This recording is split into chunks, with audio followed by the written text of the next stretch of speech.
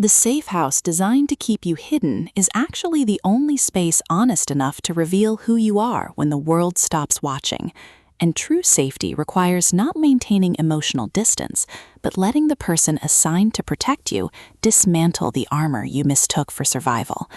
In the not-so-neutral zone, Susan May Warren and Sarah May Warren deliver a romantic suspense novel that transforms the protector trope into a profound exploration of trauma recovery and earned trust, proving that in landscapes defined by threat, liberation isn't found in isolation.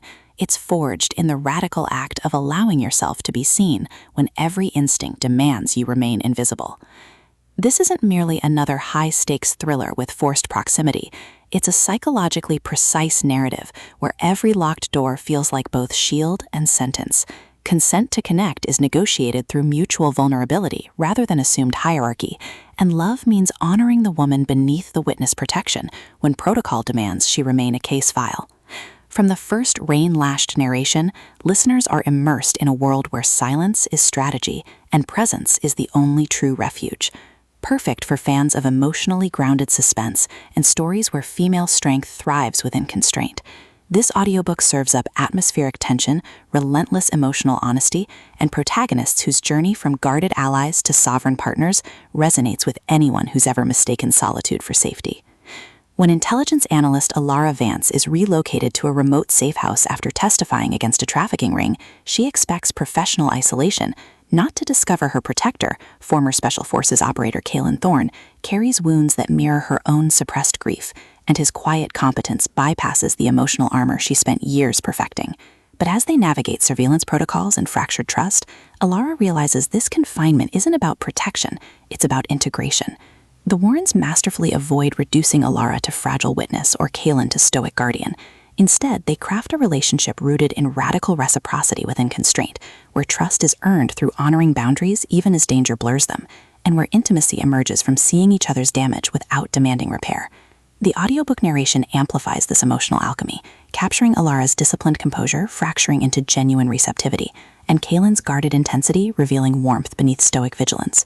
You don't just hear their bond deepen, you feel the seismic shift of two souls learning that some sanctuaries can only be found when you stop defending yourself from connection.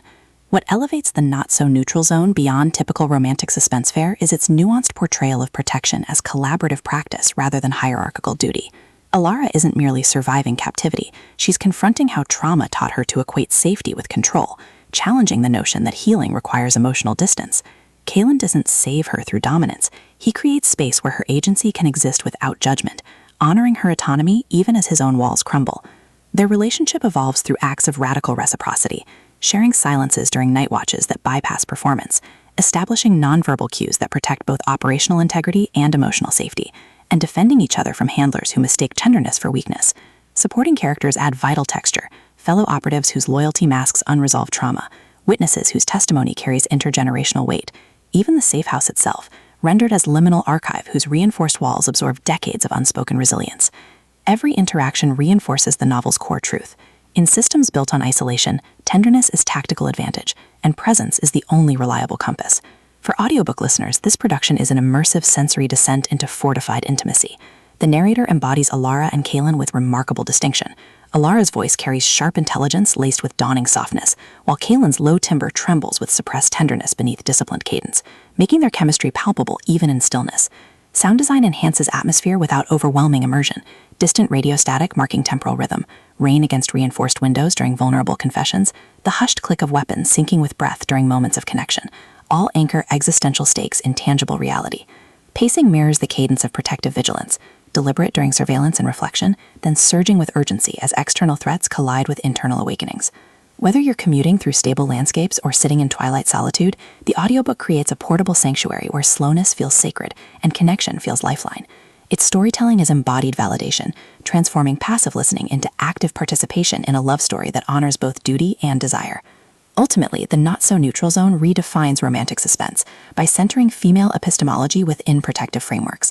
It satisfies genre cravings for intense chemistry and high-stakes tension while delivering substantive commentary on trauma response, masculine vulnerability, and the radical act of building partnerships based on mutual recognition rather than rescue.